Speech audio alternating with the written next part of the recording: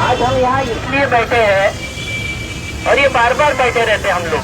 अभी वाकुड़कर जी बोल के गए कि राजनीति में हमारा सिलेक्शन गलत हो जाता है। राजनीति में हम किस भावना में, जाति के नाम से, धर्म के नाम से, भाषा के नाम से, प्रांतवाद के नाम से वोट देना शुरू कर देते हैं और हमारे जो इश्यू है वो समाप्त हो जाते हैं। हमारे रोजी का, रोटी का, ये सारे जो इश्यू रहते हैं, नौकरी के, स्वास्थ्य के, ये सारे इश्यू समाप्त हो जाते हैं। अभी ये सरकार ने कोरोना काल में क्या क्या बेचा, इसकी भी अगर लिस्ट देख लो।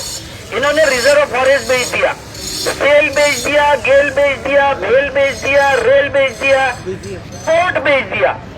वो जहाज के पोर्ट भी बेच दिया, हवाई जहाज के, और वो पानी वाले जहाज के भी पोर्ट बेच दिया। अब जिसने बोला था न बिकने दूंगा, न खाऊंगा, न खाने दूंगा, न बेचूंगा, न कुछ करने दूंगा, वो साला पूरा बेच ही बेच दिया है।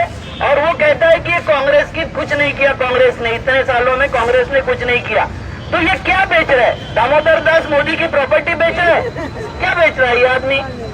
ये अगर बेच रहा है तो भारत की प्रॉपर्टी बेच रहा है। और न बेचूंगा का मतलब क्या होता है कि ये देश की 130 करोड़ जनता नहीं बेचने दूंगा। हमको बेचना चाहता है क्या? क्योंकि बाकी तो तूने सारी संपदा बेच दी। तो एक बात समझ लो कि कहीं ना कहीं हमारी गलती हो गई है। हमने सिलेक्शन के वक्त गलती की है, उसका हमको ये दाम जो मिल रहे हैं वो ये है। आप देख लो, एजुकेशन बिल इन्होंने लाया। एजुकेशन बिल पे इस देश के पढ़े लिखों ने विरोध करना चाहिए था। हमारा जो बच्चा है 5वीं क्लास से लेबर बनेगा। इस देश का जितना जितना हमारा नुकसान होना था, अंग्रेजों ने क्या लाया था? कौन सा कानून लाया था अंग्रेजों ने? तो अंग्रेजों ने उनको व्हाइट कॉलर चाहिए थी, इसलिए व्हाइट कॉलर लेबर बनाया। इस सरकार को कंपनी के लेबर चाहिए, इसलिए चाइल्ड लेबर कानून को भी तोड़ने वाला इन्होंने एजुकेशन कानून लाया। 5वीं के बाद आपका बच्चा ऑफिशियली जाके किसी कंपनी में काम करेगा, बाध्य है वो अगर पढ़ रहे हैं। और उसकी 11वीं तक एग्जाम नहीं होगी। 90% हमारे बच्चे अब 8वीं के बाद पढ़ाई नहीं करेंगे, क्योंकि 8वीं में उसको 10-15 हजार रुपए का पेमेंट मिल रहा होगा। उसको पढ़ाई करने की कोई जरूरत नहीं है। इन्होंने जो बोला था, ये हमारा जो आरएसएस का कार्यालय है, उनके जो गुरु है, उन्होंने कहा था कि इस देश में जब तक 85-95% लोग हैंड टू माउथ नहीं होंगे, जब तक ये पढ़ेंगे, तब तक यहाँ हिंदू राष्ट्र नहीं बन सकता। और इनको ये पता नहीं है कि देश जब आजाद हुआ था, जब गांधी नहीं होते और हिंदू राष्ट्र बनाते, तो ना हमारे साथ कश्मीर होता, ना हमारे साथ पंजाब होता, ना हमारे साथ जूनागढ़ होता, ना हमारे साथ लखनऊ होता, ना हमारे साथ बनारस होता, ना हमारे साथ वेस्ट बंगाल होता, ना हमारे साथ नॉर्थ ईस्ट होता, ना हमारे साथ महाराष्ट्र होता, ना हमारे साथ तमिलनाडु होता, ना केरला होता। तो तुम्हारा हिंदुस्तान कहाँ बनता बे? इसका कोई जवाब नहीं देते। उत्तर प्रदेश में भी 10 टुकड़े हो जाते, कहीं नहीं बनता इनका हिंदुस्तान। और अगर ये बोलते कि संयुक्त हिंदुस्तान बनाना है, जिस मुस्लिमों का ये डर दिखाते हैं, अगर तीनों देश मिलके एक देश होता, तो आज के तारीख में ये देश में 75 लाख करोड़ मुस्लिम होते। और 75 करोड़ मुस्लिमों के सामने ये 80 करोड़ की जो बात करते हैं, हमें नहीं भाई हिंदू, हम कर्मकांडी लोग नहीं है, तुम्हारा हिंदुत्व हम मानते नहीं है, हम लोग तुम्हारे भक्त नहीं है।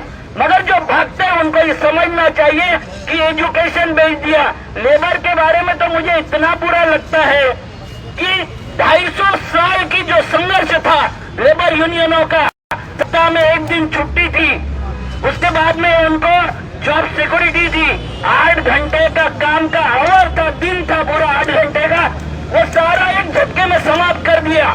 मैं अभी पिछले वक्त दिल्ली में गया था, मैंने जब बात किया दिल्ली में, तो मुझे पता चला कि मैं बोला ये जॉर्ज फर्नांडिस ने रेलवे 35 दिन बंद किया था, इंदिरा जी घुटनों पर आ गई थी, आप क्यों नहीं कर रहे? तो बोले हमारे नेता एक शर्मा जी है जो सेक्रेटरी है रेल भवन में बैठते, उनको जनरल डायर ने मंत्रालय में होने में बुला लिया और उसको क्या समझाया, उसने स्ट्राइक करने नहीं दिया।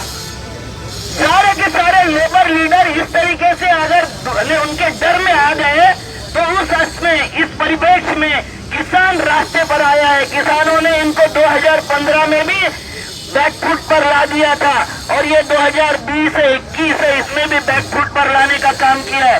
उन्होंने बोला है कि 2 साल के लिए हम दे रहे थे, सुप्रीम कोर्ट ने बोला अगले तक दे देते हैं, लेकिन किसान कानून पूरे वापस नहीं होते, स्टे का कोई मतलब नहीं है। मुझे को कानून अभी तक नहीं समझ रहा है, वो कानून के ऊपर क्या दुष्परिणाम हो रहे हैं वो भी नहीं समझ रहा है।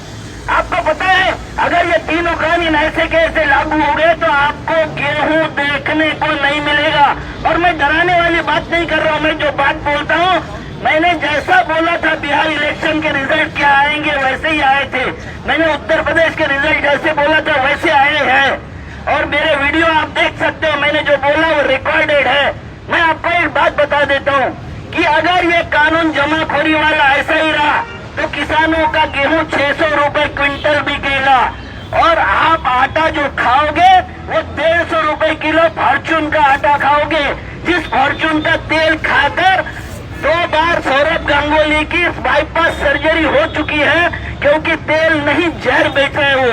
और वो कानून में कितना भी करने का, अभी किसी ने बताया कि उसके पास में अडानी थाम्बूगा नहीं, उसके पास में अडानी का बोले क्या है। अरे अडानी को जब मोदी 2002 से सत्ता में था 2014 तक गुजरात में 45,000 एकड़ अडानी के नाम से कर चुका है। इस दुनिया का सबसे बड़ा एग्रीकल्चरिस्ट कौन है? बिल गेट्स है, उसके पास में 2.25 लाख एकड़ जमीन है। मगर जब से मोदी जी दिल्ली आके बैठे हैं 15,000 हेक्टेयर जमीन, मतलब कितना हो गया 40,000 एकड़ जमीन पूरे देश में साइलो बांधने के लिए उसको दे दिया। और साइलो में 8 से 10 साल तक वो तुम्हारा स्टॉक कर सकता है माल। और ये कब से बना रहा है? वो 2017 से बना रहा है। एफसीआई ने 2017 में उसको 30% एफसीआई के गोडाउन उसके अडानी के नाम पे कर दिए। कानून कब आया? 2020 में, और अडानी को 2017 में हमारे 30% गोडाउन दे चुके थे। ये कैसी सरकार है? ये किस तरीके की सरकार चल रही है? इसको समझने की जरूरत है। मैं अभी गया था तो मैंने जब चर्चा की सिसोदिया जी से तो वो बोले किसान हमारे मेहमान हैं, उनकी सारी व्यवस्था हम करेंगे। जितने दिल्ली के बॉर्डर में टॉयलेट लगे हुए हैं, जितना पानी का लगा हुआ है, सब उन्होंने दिया था। टेंट भी उन्होंने ही लगाया था। और ये बात करने वाला जो आम आदमी का है, मगर जैसे ही दिल्ली के बाहर जाते हैं, दिल्ली के बॉर्डर के पार जाते हैं, वहाँ कोई व्यवस्था कोई सरकार नहीं दे रही है। बल्कि रात में 12 बजे आके टिकट को जान से मारने का षड्यंत्र करते हैं। टिकट को रोना पड़ता है। अरे टिकट को रोने के बाद ये लोग क्या बोलते हैं, देखो किसान का नेता कैसे रो रहा है। अबे तुम्हारा योगी तो पार्लियामेंट में रोया था और मोदी तो बात बात पे रोता है, उस वक्त शर्म नहीं आती क्या तुमको? वो किस बात के लिए रोते हैं? योगी रोया था अपने केस के लिए, मोदी रोया था सत्ता के लिए, और टिकट रोया है किसानों के लिए। ये बहुजन के आदमियों के लिए मेरा, हमारे रोजगार के लिए, हमारे सुविधा के लिए मेरा। तो ये समझने की बहुत जरूरत है कि कौन किस बात के लिए बोलता है। ये समझने की बात है कि कौन किस बात के लिए रो रहा है, ये भी समझने की हमारे बीच में जरूरत है। दूसरी बात मैं आपको बताता हूँ, ये बता दें किसानों के साथ में एग्रीमेंट होगा कंपनियों का, कहीं भी बेच सकेगा। क्या हमें पता है कि 1975 में 1975 में पंजाब के किसानों ने जो आंदोलन किया था, उस आंदोलन में हाईकोर्ट ने जजमेंट दिया था कि आप कोई ट्रेडर नहीं हो, आप आपका माल कहीं भी बेच सकते हो। और उसके लिए 1475 किसान 3 महीना जेल में रह के आए थे। वो आजादी उन्होंने पाए थे। 1606 और 1607 में 9 महीने आंदोलन चलाया था पंजाब के किसानों ने। और वो आंदोलन में अंग्रेज सरकार को तीनों वापस लेना पड़ा था। तीनों कानून अंग्रेज सरकार ने वापस लिया था। मगर उस अंग्रेज सरकार ने ये नहीं बोला कभी कि ये क्या पंजाबियों को आजादी चाहिए, ये पंजाबी क्यों आंदोलन कर रहे हैं, ये पंजाबी किसान ही क्यों रहे। उस अंग्रेजों से ज्यादा नीच ये संघियों की सरकार है, जो किसानों को भी बड़े किसान, छोटे किसान, गन्ने का किसान, कपास का किसान में बांटती है। और पंजाब के किसानों को ही दाम चाहिए क्या, बाकी किसानों को दाम नहीं चाहिए क्या? इनका गोदी मीडिया ये बताने को तैयार नहीं है कि पूरा देश का किसान आंदोलित है, पूरा देश का बहुजन समाज आंदोलित है। जो भी अनाज खाता है वो इस आंदोलन के साथ है। जो गोमूत्र और गोबर पे जिंदा है वो इस आंदोलन में नहीं रहेगा और उसको हम बुलाएंगे भी नहीं, क्योंकि आपका खाद्य दूसरा और मेरा खाद्य दूसरा है, ये समझने की जरूरत है।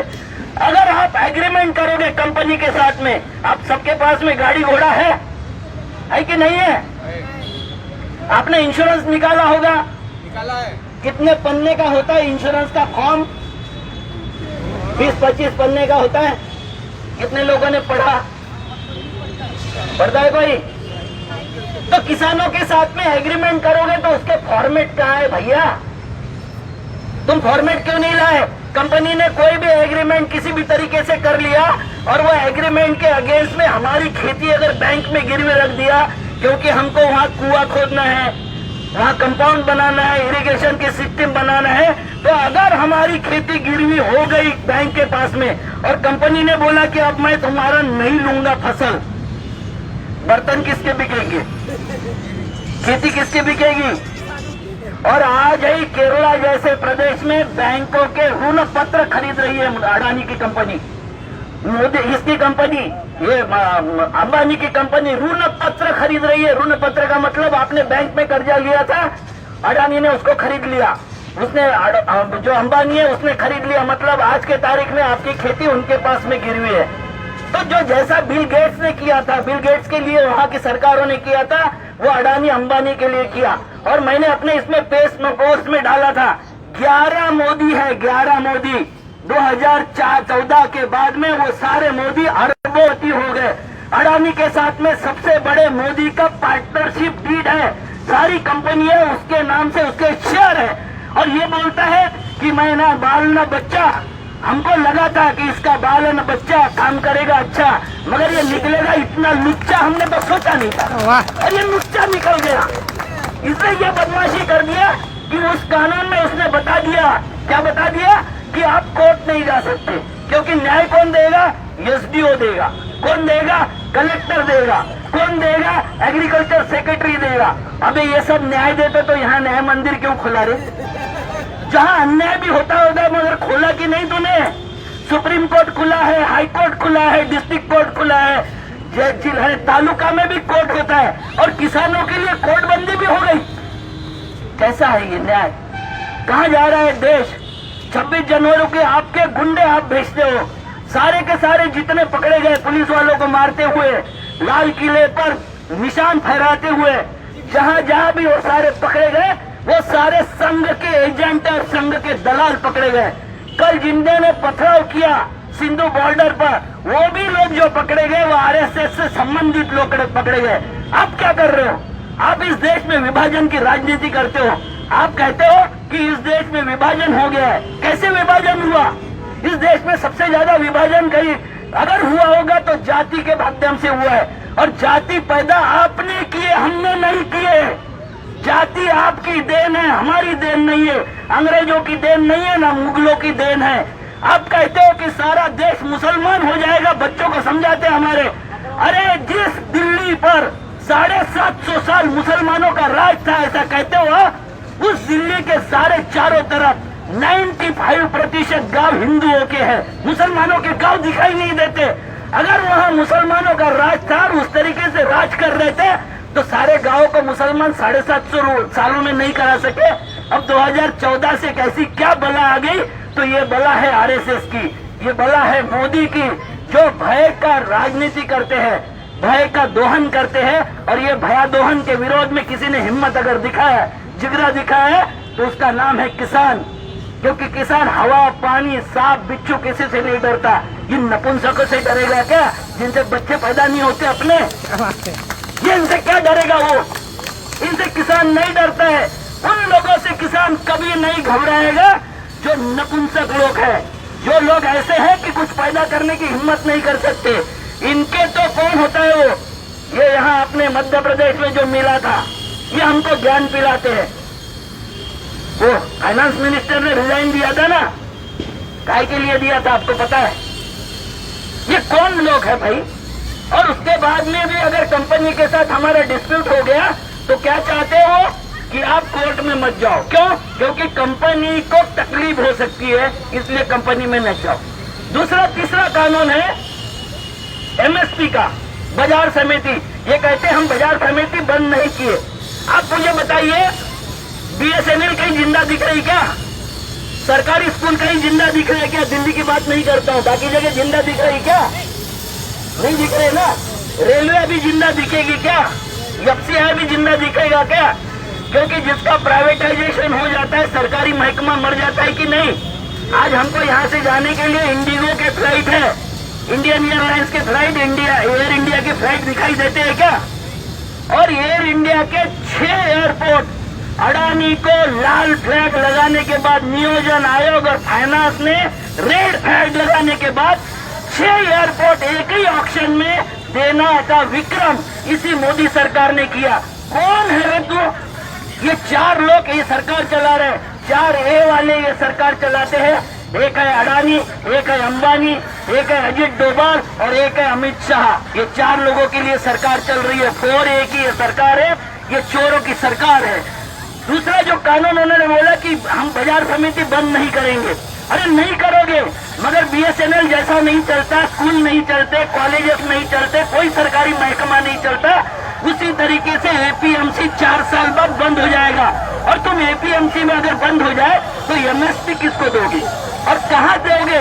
हमको अडानी देगा एमएसपी, हमको अंबानी देगा, टाटा देगा, बिरला देगा, कौन देगा एमएसपी? तो इनकी नीयत सरकार के लोगों को, किसानों को एमएसपी देने की भी नहीं है। जैसा आप देख लो, डॉक्टर के तरफ जाओगे तो डॉक्टर बोलते हैं 80 से लेके 140 तक बीपी अगर है तो नॉर्मल है, कहते हैं कि नहीं डॉक्टर? तो 80 से लेके 140 तक ये होती है रेफरेंस रेंज, समझने के लिए हमको। एमएसपी हमारी रेफरेंस रेंज है। जैसे 80 कम से कम बीपी हमारा हुआ तो हम जिंदा अच्छे से रह सकते हैं, वैसा किसान एमएसपी अगर लागू हुआ तो मिनिमम जी सकता है, मगर वो भी नहीं करना चाहती है। इसलिए बाजार समिति के विरोध में भी कानून लाया। मुझे बोलने के लिए 5-10 मिनट दिए थे, मुझे लगता है मैं ज्यादा समय बोल गया, मगर 4 लाइन कह के समाप्त करता हूँ, जो 4 लाइन मुझे बल देती है लड़ने का। ये बाजू में जो पुतला है वो शहीद कृष्णराव काकड़े का पुतला है। हम सारे खानदानी पागल लोग हैं। 1942 में वो मर गया था, हम भी कभी मरने के लिए कभी डरे नहीं है। मैं इस देश के कम से कम 20 राज्यों के जेल में सफर कर चुका हूँ। 1.5-2 साल तो मेरे जेल में कटे होंगे, और भेज दे मुझे जेल में, मुझे कोई आपत्ति नहीं। अभी परसों के दिन आर.एस. पटेल नाम का मेरा एक साथी 24 तारीख को उसने मोदी का बनारस का कार्यालय महीने पहली बार घेरा था, अभी उन्होंने घेरा, मैं नहीं जा सका उसमें। उसके ऊपर देशद्रोह का मुकदमा लगा दिया। मोदी का विरोध करना, योगी का विरोध करना, ये देशद्रोह कैसा? ये देश थोड़ी हो सकते हैं। ये तो ये देश के मुख्यमंत्री और प्रधानमंत्री है। किसी व्यक्ति का विरोध करना ये देशद्रोह नहीं हो सकता। और फिर एक बात बता देता हूँ, मुझे याद आई इसलिए बताता हूँ कि जितने हमले हुए उसमें आम आदमी पार्टी के लोग हैं, ये बार बार बता रहे थे। कल की प्रेस कॉन्फ्रेंस में आम आदमी पार्टी ने क्लियर किया कि इनकी मेंबरशिप आरएसएस की है, इनकी मेंबरशिप बीजेपी के है। ये हमको बदनाम कर रहे हैं, और ये बदनाम करने का जो धंधा ये बार बार करते हैं, ये गांधी को बदनाम करते हैं। आप देखा होगा आज 4 लोगों ने, राष्ट्रपति, उपराष्ट्रपति, प्रधानमंत्री और बाकी सब ने गांधी को नमन किया। अबे तुम गोडसे की औलादे हो, गांधी को कैसे नमन करोगे? मारना, हत्यारा और हत्या करने वाला दोनों एक पक्ष में कैसे हो सकता है? तुम हत्यारों की औलादे हो। दुनिया का पहले सबसे बड़ा आतंकवादी परशुराम था, तुम उनकी औलादे हो। तुम हमें मत समझाओ कि किसका सम्मान कैसे करना चाहिए। मैंने हर एक के पोस्ट पे लिखा हूँ, मैं उदयन राजे के भी पोस्ट पे लिखा हूँ कि राजे आप गलत हो गए, गलत साइड में जाके महात्मा गांधी को याद मत करो, उसकी पनिशमेंट आपको हो सकती है। 4 लाइन के साथ समाप्त करता हूँ। गंगा की कसम, जमुना की कसम, ये ताना बाना बदलेगा, रावी की रवानी बदलेगी, सतलज का मुहाना बदलेगा। अगर जोश में तेरा होश रहा, जालिम का जमाना बदलेगा। कुछ तुम बदलो, कुछ हम बदले तो सारा जमाना बदलेगा। जय हिंद, जय बलिराजा। क्या बात।